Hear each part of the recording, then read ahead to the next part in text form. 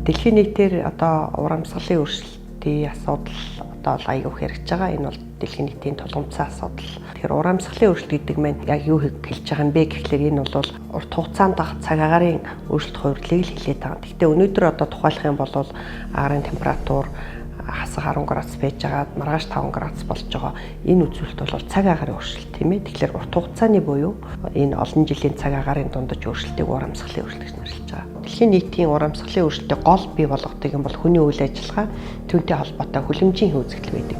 Тэгэхээр энэ хүлэмжийн хийн ялгаралтын бага дунд их гэсэн хувилбарууд аль ч хувилбараар нь тооцсон. За 2080 он гэхэд бол дундаж температур ялангуяа өвлийн температур 6 градус орчмоор дулаарах тий.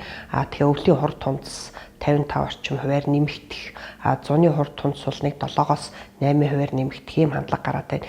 Өвлийн хур тунц нэмэгдэнэ гэдэг чинь Монгол орн цаашдаа болвол өвлийн цас ихтэй одоо зудын гамшиг одоо зутын эрсдэл улам ихтэй болгоог бас харуулж байгаа. Монгол орны бас нэг уур амьсгалын онцлог нь юу байдаг вэ гэхээр Монгол орн бол далай тэнгисээс аллагдсан өндөр уул нуруудаар хүрээлэгдсэн одоо их газрын эрсдэс уур амьсгалтай ийм улс орн.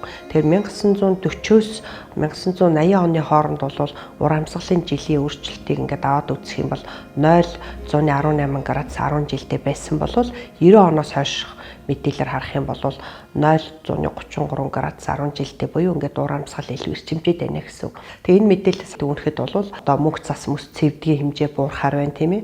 Одоо ойтой талбай хэмжээ бас буурах хандлага харагдчихээн. Амтэн ургамлын тархалтанд бол нөлөөлж байна. За газрын доройтлын хэмжээ бол 76.9% нь бол тодорхой хэмжээгээр цөлжилтөнд өртсөн байна. Цаашлах юм бол одоо хүний эрүүл мэндэд тийм ээ тухайлах юм бол одоо сүүлийн жилүүдэд энэ янз бүрийн хуурашил одоо шорон шургатай өдрийн тоо нэмэгдсэнтэй холбоотойгоор харшлын өвчин, амьсгалын замын өвчин, астм гэдэг энэ өвчлүүд нэмэгдэж байна. Мөн хэд халуун өдрийн тоо нэмэгдэж байгаатай холбоотой зүрх судасны өвчлүүд. За үерийн гамшигын дараа бол одоо халдвар төвчлүүд тийм ээ энэ усны бохирдлын асуудал энэ бол зөвхөн үер усны дараа хэд хөрсний бохирдол илүү эрчимждэг. Тэгээ үүний дараа хөдөөгийн хүн амын шилжилт хөдөлгөөний асуудал байдаг. Тухайлбал 2001-ээс 2002 оны одоо энэ зуудын дараа Улаанбаатар хотод шилжин ирсэн хүмүүсийн тоо асар их нэмэгдсэн тоо байдаг. Тэгэхээр энэ маань юг харуулж байна вэ гэхээр хамгийн том нөлөөлтийг малчид эдийн засгийн хувьд хохирдог. Энэ маань өөрөө Монгол улсынхаа эдийн засгт нөлөөлдөг. Нөгөө талдаа одоо ажилгүйдэл нэмэгдэх, ядуурл нэмэгдэх гэсэн ийм одоо сөрөг үр дагавар гардаг. Тэгэхээр ур амьсгалын өөрчлөлтөд улбаатай байгалийн гамшигт үзэгдэл нэмэгдэж байгаа нь нөгөө талдаа бол нийгэм эдийн засагт бас ийм хэмжээгээр дарамт учруулж байна л гэсэн үг.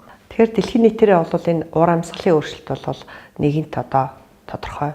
Ур амьсгалын өөрчлөлтөөс гарч байгаа байгаль экосистем, нийгэм эдийн засгт гарч байгаа сөрөг үр дагавар ил болцсон. Тэгээ үүний нөлөөлөл одоо хор хохирол тодорхой болсон байгаа. Энэ үед ер нь ур амьсгалын өөрчлөлттэй хэрхэн одоо тэмцэх юм бэ? Ер нь ур амьсгалын өөрчлөлтийг одоо тасан зохицох.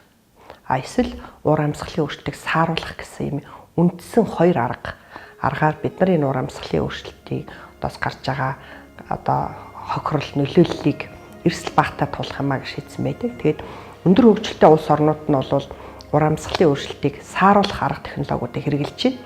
За харьцангуй хөгжиж байгаа буюу одоо хөгжил буураа улс орнуудын хувьд бол тасан зохицох энэ аргачлалаар ерөөхдөө явж байна.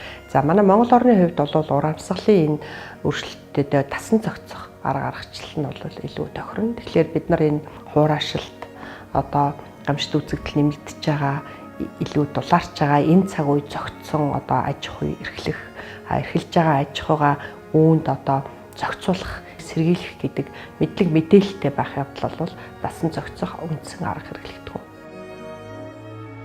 Дасан зохицъя, давн туулъя.